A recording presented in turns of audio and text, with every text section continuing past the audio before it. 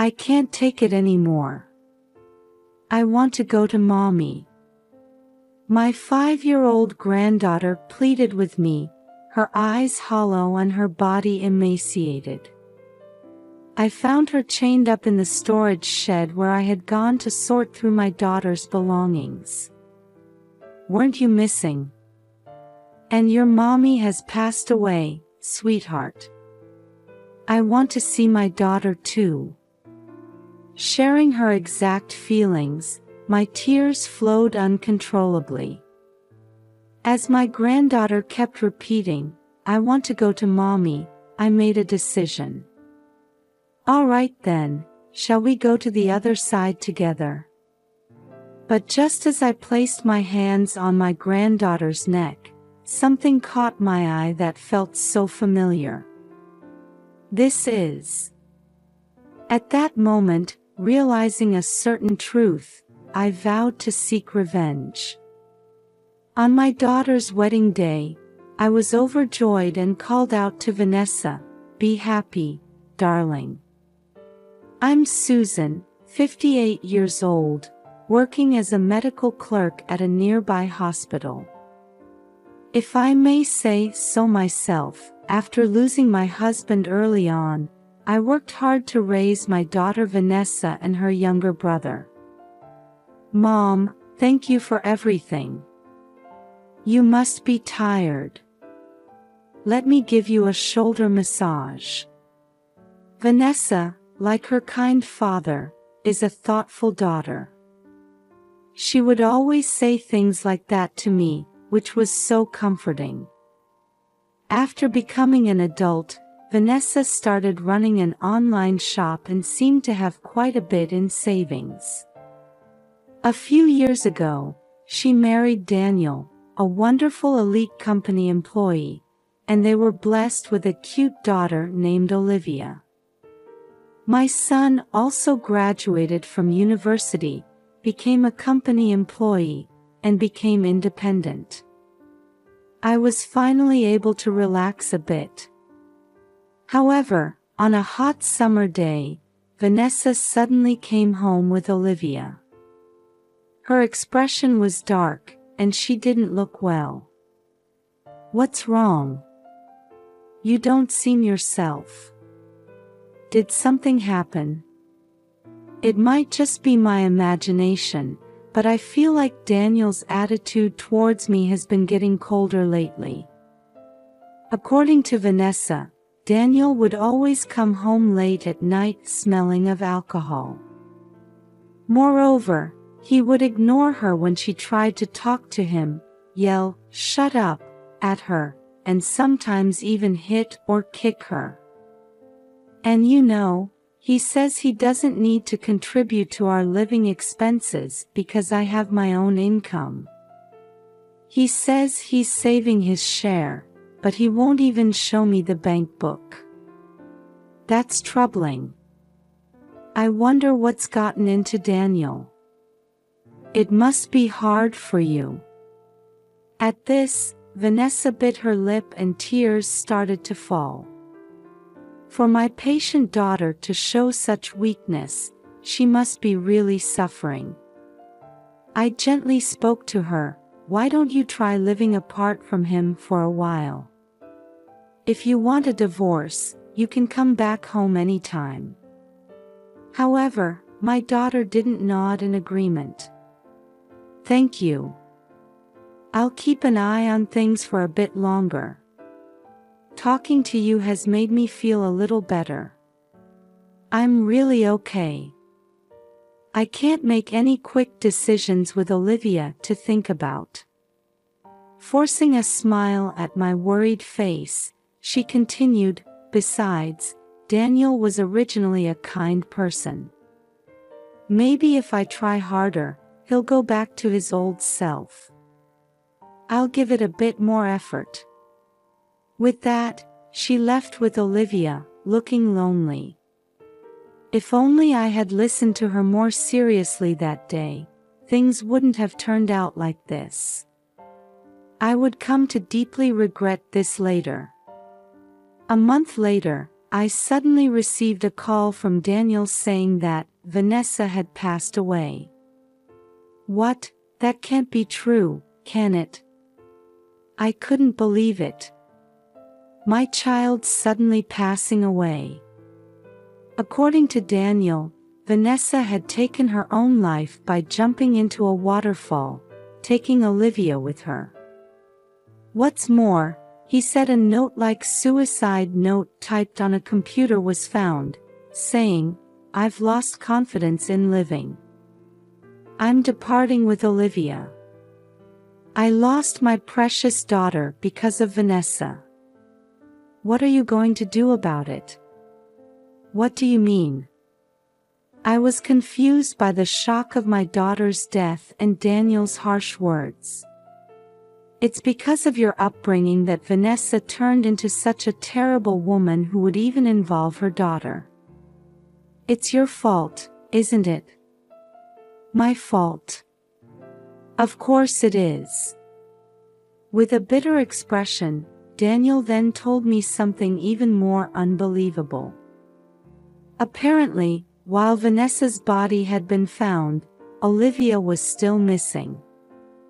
I don't care about Vanessa, I just wish my daughter had been found. To top it off, he said he had already cremated Vanessa in a private funeral and scattered her ashes in the sea because it would look bad to the public. How could you? Pushed to the brink of despair, unable to even see my beloved daughter's final moments, I was left in shock. After that, I couldn't focus on anything and took a leave of absence from work. Day and night, the images of my daughter and granddaughter kept appearing in my mind, and my tears wouldn't stop flowing. A week later, I received a phone call from Daniel. I want to move on quickly, so I'm going to sort through Vanessa's belongings. I'm throwing away everything that belonged to her. As he rattled on one-sidedly, I managed to interrupt him with, "Please, wait. Let me do it. I couldn't be there for my daughter's final moments, but at least let me take care of her belongings." Daniel seemed unsatisfied with my words, but I couldn't back down. 1 week was far too soon for sorting through belongings, no matter how you looked at it. Plus, given that my daughter had consulted me before, I couldn't fully trust Daniel and wanted to check for any clues with my own eyes. So, unable to sit still, I went to my daughter's house the next evening. I couldn't reach Daniel, so I waited in front of the entrance, but even late into the night, he didn't come home. Left with no choice, I called Daniel again, only to be met with sudden anger. "It's inconsiderate to come without notice. I'm working late today, so go home. Besides, didn't I tell you I'd take care of Vanessa's stuff? Don't ever come to my house again. I'm sorry for bothering you when you're busy. But Vanessa gave me a spare key before, in case of emergencies. Can't I use that to go in?" "Of course not." Geez, what a pushy old hag. "I'll sue you." His cold words shocked me, but Daniel paid no mind and kept yelling before hanging up. I didn't have the courage to enter the house without Daniel's permission, so I was about to leave. But then, a strange smell caught my attention. It was like rotting garbage. As I traced the source of the smell, it seemed to be coming from the storage shed in the backyard. What could that smell be? With an ominous feeling, I went around to the back of the shed and peeked through a window there. Something was moving inside. It was too dark to see clearly, but it looked like a living creature. What could it be? I felt a chill run down my spine, but I felt I couldn't leave it alone. I tried to open the shed, but the old lock was broken, and the door was blocked with something like a stick. Even so, after shaking the door violently a few times, I managed to open it. And as I nervously entered, a shocking sight greeted me. My granddaughter, who I had been told was missing, was chained up inside. Olivia. As I rushed over to her, my granddaughter slowly looked up at me with a puzzled expression. Grandma. Around Olivia were scattered empty lunch boxes with a rotten smell and half-eaten bread. Plus, there was a bucket with excrement in it. How terrible, you poor thing. I was more shocked by this situation than happy to find Olivia alive. I gently hugged my small granddaughter. However, Olivia, with her emaciated body and vacant eyes, whispered, "I can't take it anymore. I want to go to Mommy soon." Her words made my tears flow uncontrollably. "Grandma, take me to Mommy." "Yes, let's go together." Overwhelmed by the grief of losing my daughter, I put my hands on Olivia's neck, intending to go to the other world with her. That's when I noticed the necklace around Olivia's neck. It was the one I had given to Vanessa as a charm. There was also a key attached to the necklace that shouldn't have been there. "Where did you get this?" When I asked about the familiar key, Olivia told me, "This is." What Olivia said next shocked me to my core, and I felt my blood boiling with anger. So that's what happened. I absolutely cannot forgive this. I found some pliers in the shed and managed to cut the chain, then took Olivia to a certain place. This is how I decided to seek revenge on behalf of my daughter. The next day, Daniel barged into my home. His eyes were bloodshot, his brows furrowed, and his face was beet red. "You took Olivia, didn't you? She's my daughter. Give her back." Whatever do you mean? I've called you countless times and you didn't answer. It must be you. Daniel, his face getting redder as he yelled, didn't seem to realize he was contradicting himself. But wasn't Olivia missing? Daniel stumbled over his words for a moment, then glared at me. "How dare you call yourself a father after what you've done to her? She's just a spoiled brat who doesn't listen to her parents. I was just disciplining her. Besides, Vanessa took her own life because she was troubled by raising Olivia." Daniel started listing how unmanageable Olivia was. "This is the first I'm hearing of this. Of course I didn't tell you. You'd just spoil her. That's why I said she was missing. How I deal with my child is my right as a parent. It's none of your business. But chaining her up and locking her away goes beyond discipline. I'm going to report this." Suddenly, Daniel's lips curled into a smirk, and he started laughing. "You don't have any proof." "Oh, but I do. We should be able to get a medical report too." I showed him the pictures of Olivia I had taken on my phone. "When did you give me Olivia?" Daniel lunged at me, trying to grab my phone. Just then, someone came out of the next room shouting, "Stop," and grabbed Daniel's arm. It was my son. "Why are you here? Let go of me." Actually, when I told my son yesterday about finding Olivia, he rushed over to help. Daniel, now pinned down by my son who had been trained in American football during his college days, looked pathetic. We know that you stole Vanessa's savings and that you beat her up when she found out about your affair.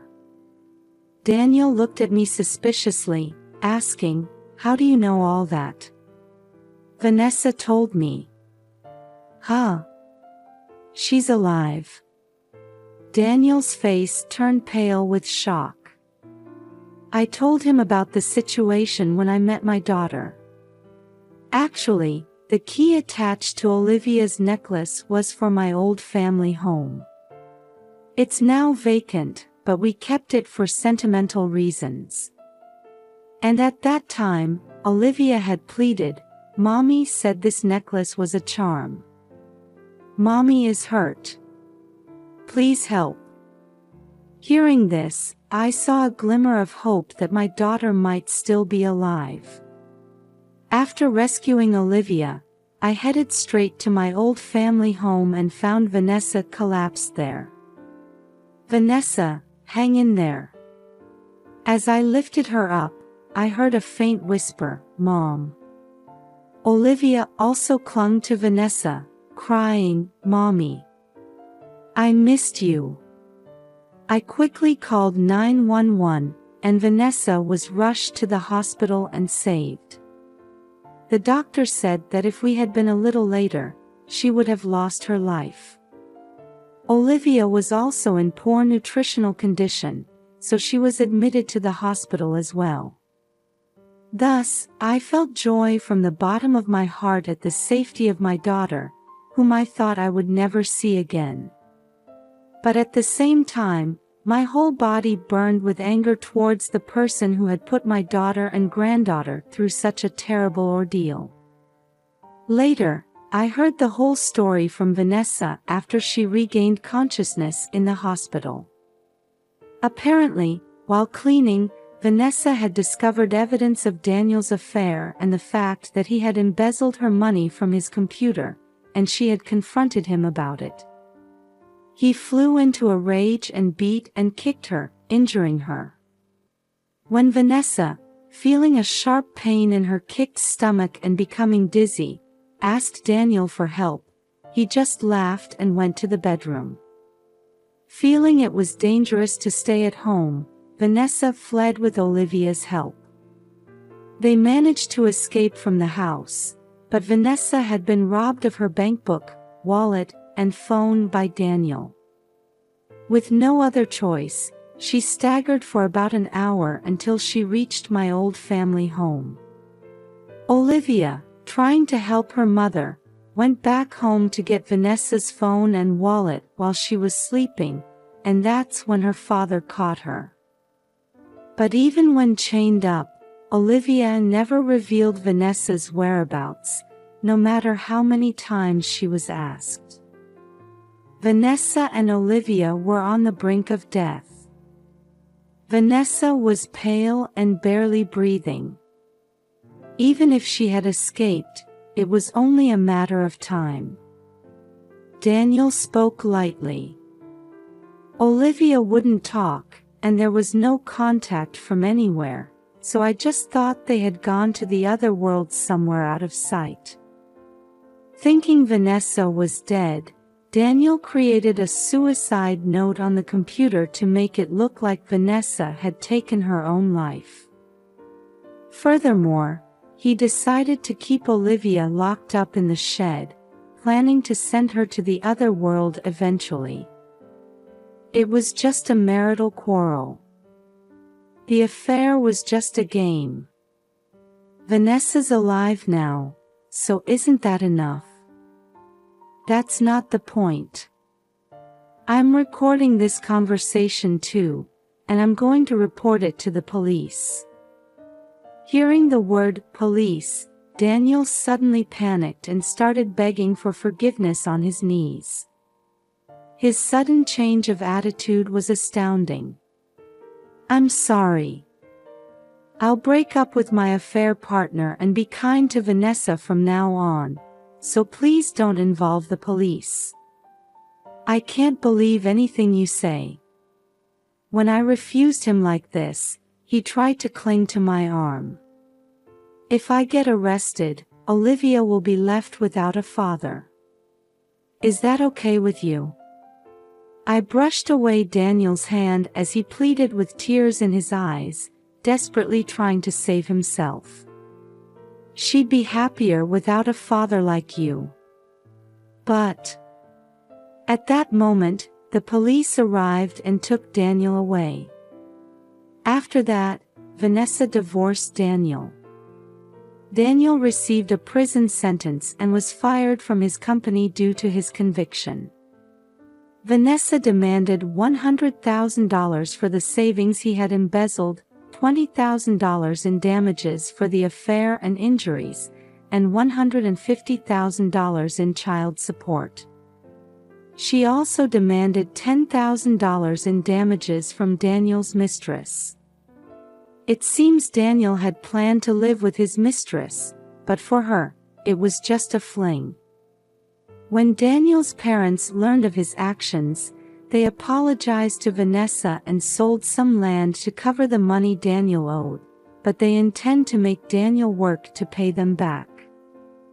Daniel is bound to face a miserable situation even after his release. Vanessa and Olivia, now recovered, have come back to live with me. Vanessa, fully recovered, has started working and is living a peaceful life. I'm also energized and doing my best for them.